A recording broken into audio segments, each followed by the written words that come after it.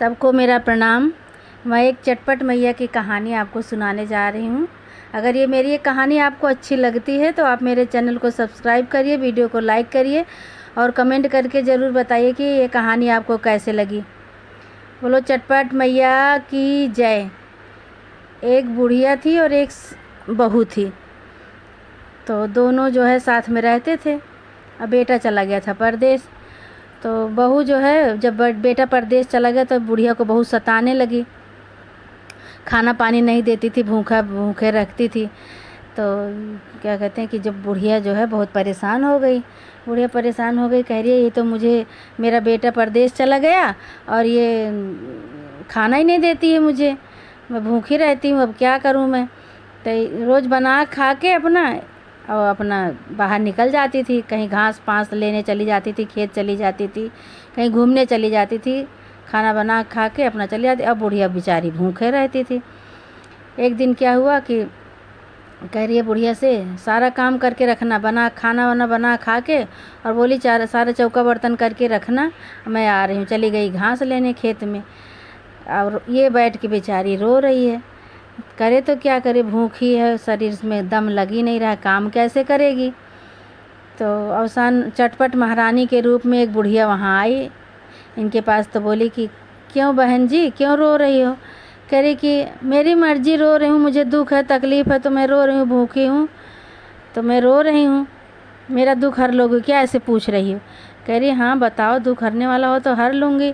तो कह रही मुझे भूख लगी हो, मेरी बहू कह के गई है कि खाना बना के रखना, अरे वो साफ़ सफाई करके रखना और खाना बना के रखना। तो कह रही कि अच्छा, साफ़ सफाई करने के लिए बोली, अब मेरा शरीर जो है गवाही नहीं दे रहा, मेरे शरीर में जान ही नहीं लग रही, मैं करूं तो काम कैसे करूं, और नहीं करूंगी तो अभी आके मुझे मारेगी पीटेगी, खाना ऊपर से नहीं देती है, बहुत सता रही है मुझे। तो करी कि लाओ, क्या कहते हैं, लाओ निकाल के आटा निकाल के लाओ और उसको आटा गूँदो, और गूँद के मैं बताती हूँ। तो बुढ़िया बोली कि अरे मुझे मारेगी, बहुत मारेगी मेरी बहू। कह रही है नहीं मारेगी, जब तक वो गई है तब तक लाओ हम लोग। हाँ, तो वो बुढ़िया बोली मुझे भी तो भूख लगी है। तो कह रही है मेरे खाने के लिए तो है नहीं, इनको भी भूख लगी है, कहाँ से तुम्हें दे दूँगी, जब वो खाना है ही नहीं, वो मुझे नहीं देती तो तुम्हें कहाँ से मैं खाना दे दूँ। खाना पीना खा पी के सब ख़त्म करके वो चली गई। तो बुढ़िया बोली अरे चलो आटा ले आओ, चलो बनाते हैं दोनों जने। भाई अब आटा लेके आई, वो डरते डरते गई, आटा लेके आई, आटा लेके आके सान के आटा, और 7 लोई बनाई, छोटी छोटी 7 लोई बनाई, और दूध उबल रहा था उसी दूध में डाल दी। तो अब उतने पे उसकी बहू लेके आके घास लेके आई खेत से और पटक दी, ज़ोर से जो पटकी तो सुन गई वो बुढ़िया। कह रही अरे राम, बुढ़िया उससे बोली दूसरी वाली से, चटपट मैया के रूप में जो आई थी, कह रही है अरे मेरी बहू आ गई, मुझे तो मार डालेगी। अब क्या करी वो, जल्दी जल्दी क्या करी, सारा उसमें का जितना टिक्कर डाली थी दूध से निकाल के सब अपने कोंछ में, आंचल में रख ली। और रखने के बाद डर रही है, और उसकी अब उतनी देर में चटपट मैया के रूप में जो बुढ़िया आई थी वो गायब हो गई। अब बहू आई बाहर से तो कह रही है क्या हुआ, काम नहीं करी। तो कह रही कि नहीं, क्या कहते हैं, मेरे शरीर में दम ही नहीं है, खाना पीना मुझे दे नहीं रही हो तो मेरे कहाँ से मैं काम करूँगी, इतना तुम मुझे सता रही हो, मेरा बेटा नहीं है तो तुम मुझे इतना सता रही हो, मुझे खाना पानी नहीं दे रही हो। तो ऐसे झचकोरने लगी पकड़ के उसको, बुढ़िया को, काम क्यों नहीं करी, सारा काम पड़ा हुआ है, मैं खेत चली गई तो तुम काम नहीं करी। बुढ़िया को पकड़ के खूब तेज़ से झचकोरने लगी। तो जो उसके आंचल में 7 टिकरी थी वो सोने की बन गई थी। अब वो 7 टिकरी जो झचकोर रही है, तो बुढ़िया ऐसे धीरे से हल्का से पकड़ी थी, सारी टिकरी नीचे खनखनाती हुई गिर गई सोने की।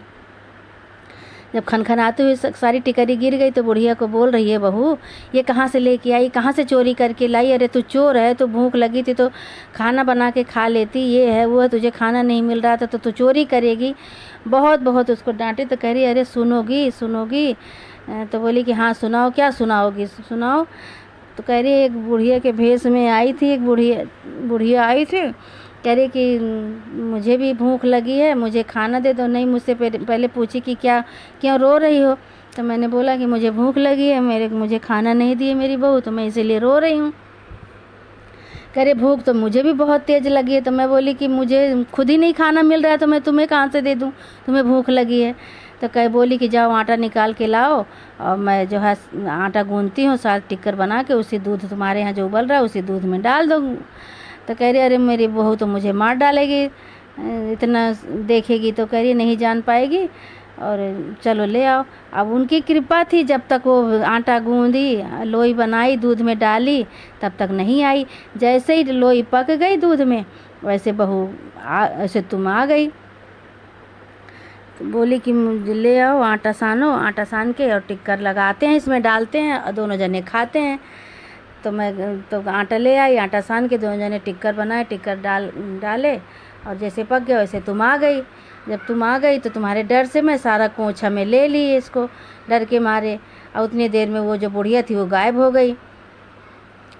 तो बोली कि अच्छा मैं चोरी वोरी नहीं करी हूँ, मुझे चोरी कर वो मत लगाओ, मैं चोरी नहीं करी हूँ, वही बुढ़िया के भेष में आई थी। और तो वो अपना वही बताई मुझे कि ऐसे ऐसे करो, तो मैं ऐसे ऐसे करी और ये सोने की बन गई टिक्कर।